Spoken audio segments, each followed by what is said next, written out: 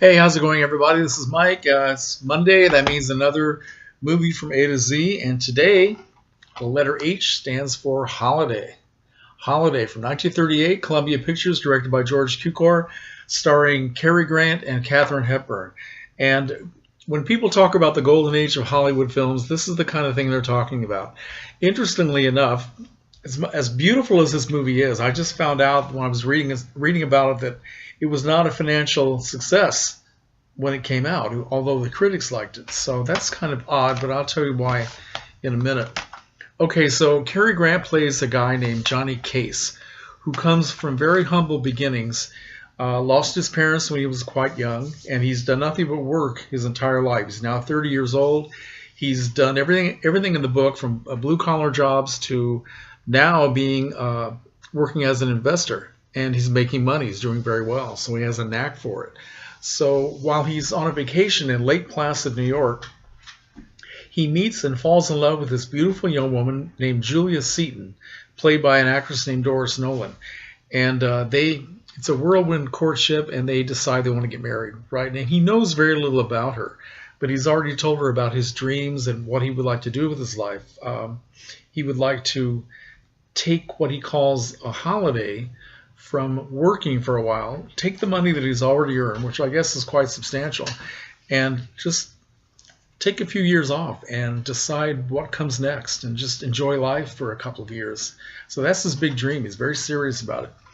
And Julia appears to go along with what he wants to do. Well, so when he gets back to New York, he goes to the address that Julia gave him, which is where she lives, and he finds himself looking up at this gigantic mansion in a beautiful part of New York. It's almost like an entire city block, and he thinks, well, she must work here as a secretary or something. So he goes around to the back, to the back door, which turns out to be the servants' entrance to a mansion where this woman actually lives. And he finds out that she's very wealthy, and she comes from one of the wealthiest families in the city, and that her father, Edward Seton, is one of the most successful businessmen in New York. So anyway, as we find out more about Julia, we find out that she doesn't go along with Johnny's dreams.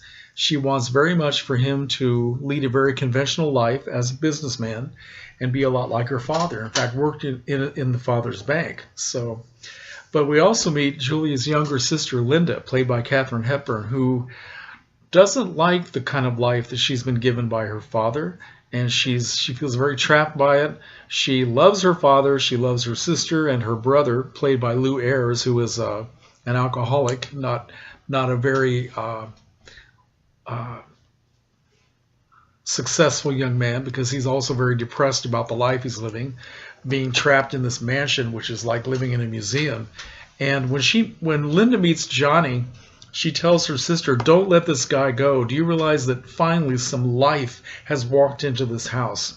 So there lies the conflict. Linda begins to fall in love with Johnny, even though she doesn't want to admit it to herself, and she doesn't want to do anything to break up the romance between Johnny and her sister. But so there's the conflict. Johnny is torn between wanting to do what Julia wants to do and wanting to follow his own dreams. And he has a couple of friends, a married couple, Mr. and Mrs. Potter, Nick and Susan Potter, played by Edward Everett Horton and an actress named Jean Dixon. And they are also very unconventional people, live in a small apartment which is filled with books. They don't care about money or pretension or anything like that. So he is very much a different person. And Linda, when she meets these two people, finds that she understands them and relates to them much more than her own family.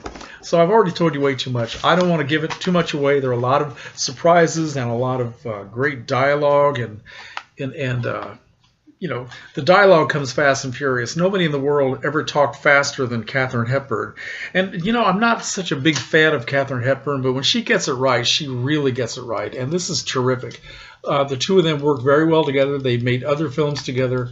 And, okay, so the reason why some people think this was not a financial success back in 1938 is because Depression era audiences were offended by the fact that Johnny would not take the opportunity to have such a great job working in a bank making a lot of money. They were kind of put off by the idea that somebody would voluntarily stop working when they were all lining up trying to get jobs. So it did not sit well with the people in 1938. But looking back on it now, when we don't necessarily live in that situation, well, maybe we do actually. But yeah, it's a very funny movie. I didn't even know this existed until, well, I heard about it until about a year ago. This is another movie that I found at Big Lots for $3 or $5, one of the two, and decided to pick it up out of curiosity, and I'm so glad that I did, because this is a beautiful movie, very funny, but also very, very serious in its own way, and just highly recommended. I guess that's all I wanted to say about Holiday. Let's see, did I mention it had been previously filmed in 1930 by another studio? I think I did. Maybe I didn't. It also stars, let's see, Benny Barnes, who was a very funny British actress, and Henry Daniell, who play family members of the Setons who show up at a big party scene just to say very nasty, bitchy, insulting things about people just for about 10 minutes in the film. And it's a nice little addition to the story because they're very funny. And I guess that's all I want to say. So, Holiday. Take a holiday. Watch this movie, all right? Katharine Hepburn, Cary Grant, and comments are welcome.